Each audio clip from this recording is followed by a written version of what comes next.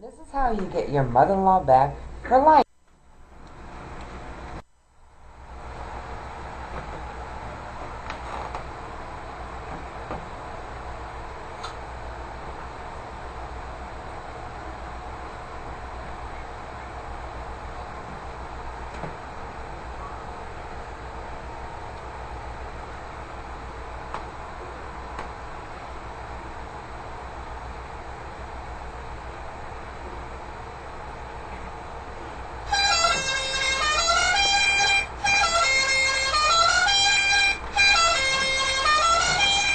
Carter.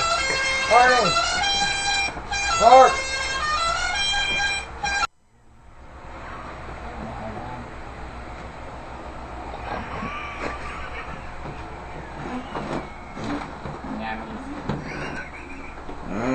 Yum.